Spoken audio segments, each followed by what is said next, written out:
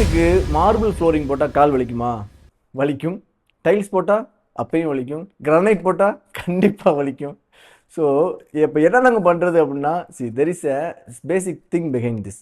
நம்ம ஒரு பாறையில் பஞ்ச் பண்ணுறோம், அதே ஈக்குவலான ஸ்ட்ரென்த்தோட ஒரு ஸ்பாஞ்சிலையும் பஞ்ச் பண்ணுறோம். ரிட்டன் இம்பேக்ட் எப்படி இருக்கும்? ஸ்பாஞ்சில் பண்ணது வலி கம்மியாக இருக்கும், பாறையில் பஞ்ச் பண்ணது வலி கூடுதலாக தான் இருக்கும். அதே மாதிரி தான் ரொம்ப ஹார்டான மெட்டீரியலில் தான் நம்ம ஃப்ளோரிங்கில் போட்டு யூஸ் பண்ணிக்கிருக்கோம்.